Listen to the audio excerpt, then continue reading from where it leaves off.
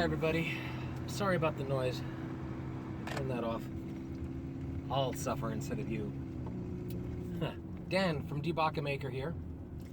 And I wanted to give a brief update and about the state of my channel, which is to say it moves at a glacial pace.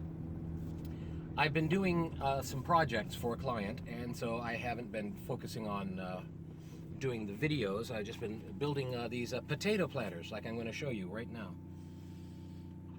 And anyway, so I haven't been recording those things because it's for a client, and also because I had to get it done quickly. And in fact, I'm going to be making more for this client, and I'm designing the new potato box because we followed someone else's plans, and the plans were wrong. They didn't account for things. So anyway, I had an unusual thing happen today. I was our dishwasher broke down.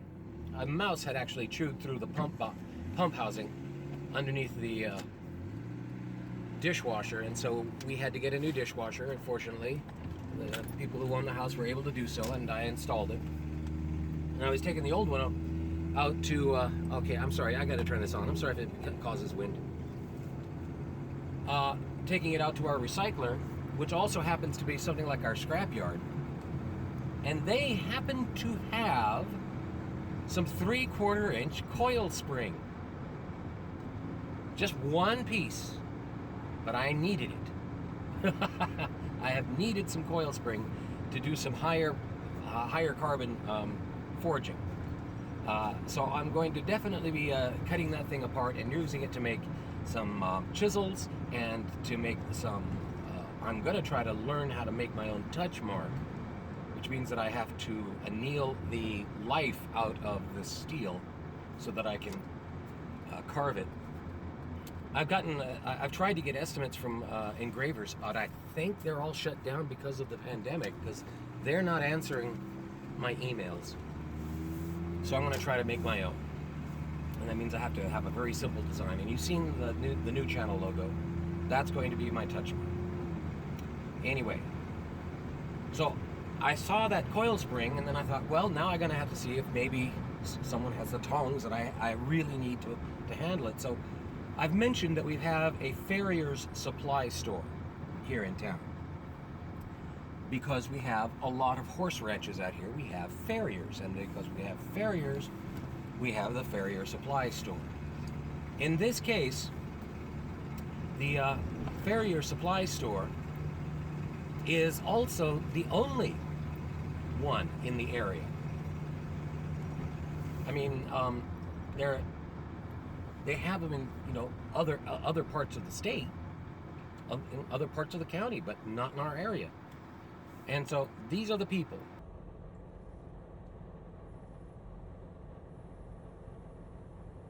Right? And Michelle, who runs Empire Farrier Supply, had been getting so many requests for regular blacksmithing materials. They have Farrier's forges there. They have Farrier's anvils, but they had all the other tools were specific to the Farrier work. The fire tongs rather than, wolf jaws and all that stuff. Well,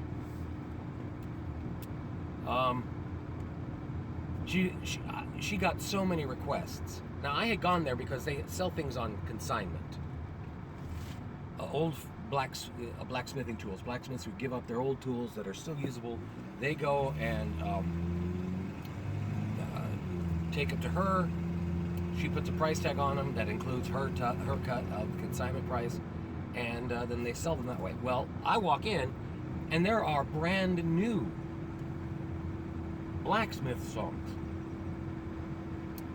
and so I got a little carried away. I happen to have the money for it, and so I picked up these 3/4 inch wolf jaw tongs, these 1/2 inch bolt jaw tongs, and these 3/4 inch bolt jaw tongs. they were so reasonably priced. And I mean, we are talking Walmart reasonable. The 3/4 inch bolt jaw tongs were $36.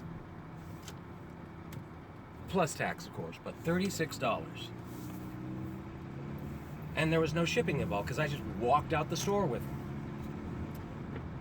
Now, the reason I'm doing this is because I know that there is at least someone in this area who watches this channel. Someone. They might not comment, they might not, subscribe or anything like that, but someone out here who is in range of Empire Farrier Supply in Temecula needs to know that they have well-priced, excellent product for blacksmiths, not just farriers. We are, and they're expanding. Every so often, before all of this happened, they were having monthly meetups, kind of like a swap meet, kind of like a hammer-in, where the farriers and the blacksmiths who happen to live in the area, or who wanted to learn blacksmithing, who happened to live in the area, would meet up and they would see about whether they could sell each other tools or find a way to, swap things out, whatever. And so once everything is settled again, she'll start doing that. But in the meantime, I wanted to support my local farrier shop because I realize how rare they are now. And I am so happy that she had also chosen to start supporting local non-farrier blacksmiths. And I just wanted to put it out there. Maybe one day I'll do a tour of her shop. I don't know. I'll have to ask her if that would be okay. But I just wanted to put it out there that Empire Farrier Supply, and that is their business name and it's their website name. 3Ws EmpireFarrierSupply.com, right? 3Ws EmpireFarrierSupply.com. If you live within a reasonable distance and you want to support this business, by all means, go visit their website, see what they have. They sell more stuff through their web store than they do their physical store, but their web store ships to their physical store. You can have it picked up there or anything like that, just like everyone else. I just wanted to put it out there because, there's only so many farriers that in this area. There's only so many. It's not an expansion business model because most of them are already employed and they already have all of their little circuits, and so there's not a whole lot of great competition. And maybe we could help support other local shops. If you know of a local shop in your area that is a blacksmith or farrier supply shop, put the word out. I know those of you who can support them, but I just want to make sure that everybody who has a chance in my area to go visit Empire Farrier Supply can do so.